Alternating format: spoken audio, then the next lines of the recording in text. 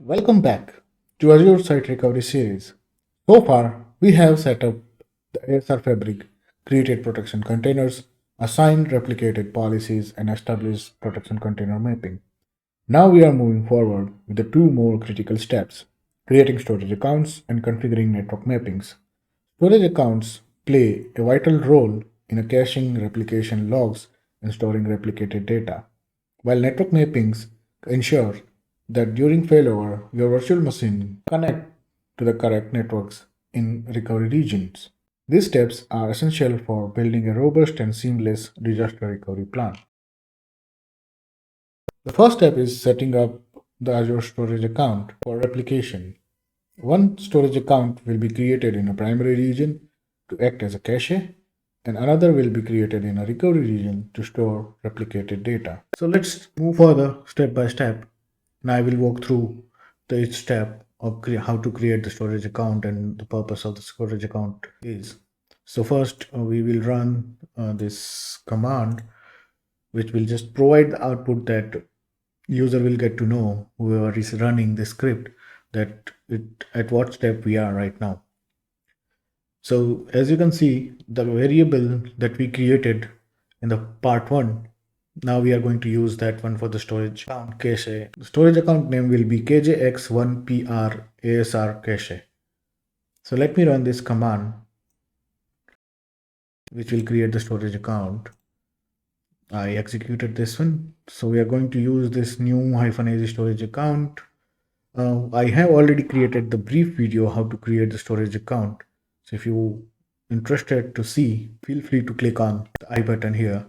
You will get to know how to create the storage account using PowerShell script. So as you can see, the storage account creation for cache storage account is completed. Now we are going to create the storage account in a recovery region. This account will act as the target for the replicated data. The command is similar to the one for the cache account, except the location is set to recovery region. So as you can see, the location we are going to use on this one is Central US, and here we use a PR location that is East US 2.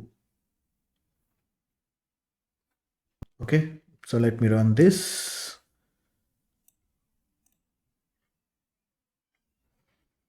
It will take 1 or 2 minutes, and the storage account name will be KJX1PRASR target. The target storage account is created. So let me show you what we have so far. So as you can see, the storage account name for the target is KJX1PRASR target. And this is the resource group and location and other stuff based on our inputs. And let me show you the same thing for the cache storage account. As you can see, the name of the storage account is KJX1PRASR cache and the other details.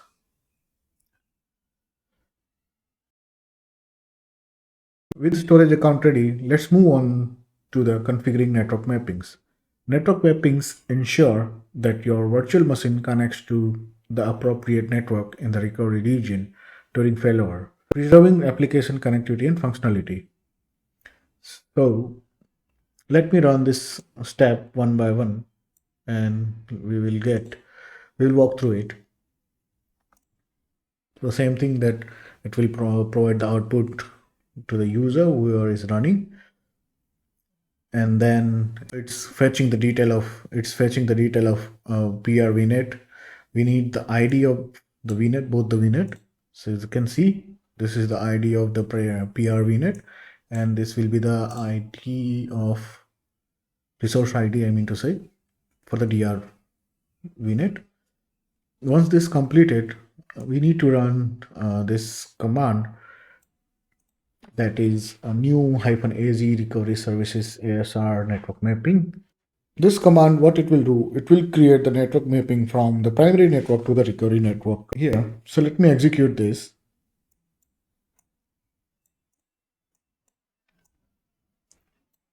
Let me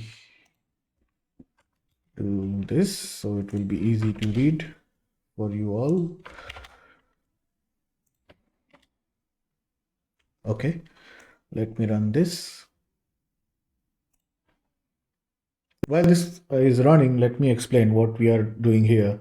So we are going to use this new -az recovery service ASR network mapping command, and we are going to use Azure to Azure network mapping. The name of the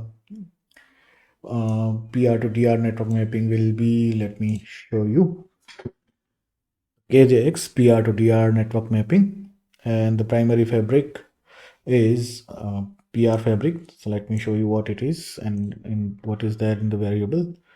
So as you can see here, previously in the previous video, we have created this fabric and we stored the details on this variable. So we are using that one here. And for primary Azure network ID, we created the primary Azure VNet ID in the previous step. So we are going to use that same ID, the resource ID.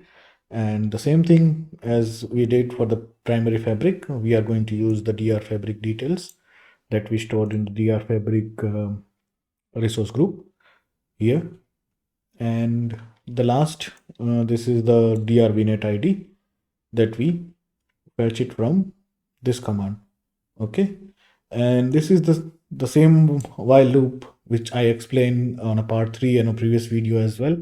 So let me run this loop, and once the job will get completed, this loop will break and we will move further with the next step. So as you can see, the job is completed. Let me run this, which will check the status of the job. So it is succeeded. That's why it's gave this right output, and we can now move forward with this next step, where we are going to create the reverse mapping from the recovery network to the primary network. This ensures connectivity during the failback. Okay, so that is the purpose of this thing. Let me break it again for the better visibility, so you can see what all the parameters we are going to use to run this one. The same thing we are going to use which we used for primary network mapping, but here we are going to use name as a DR to PR network mapping. As you can see, the KJX DR to PR network mapping, and the fabric as a primary fabric, we are now going to use a DR fabric as a primary fabric, and the primary Azure network ID we are going to use a DR VNet ID, and for the recovery we are going to use PR fabric and PR VNet ID, which I already explained. So let me run this.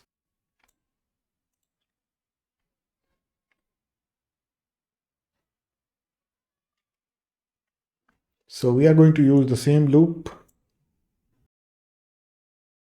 which we used in a previous step, which will monitor the status of the job. Okay. So the job is completed. Now let me run the last piece here. So in this video, we configured a storage account for caching and replication targets and set up a network mapping to ensure seamless connectivity during failover and failback. These steps are essential for ensuring your disaster recovery plan functions as intended. In the next video, we will enable the replication and dive into the replication process. We will also explore the importance of unique name for replication protected item and how they support automation and scalability. Thanks for watching. I will see you in the next part of the Azure Site Recovery series. If you like this video, please hit like, comment, and subscribe.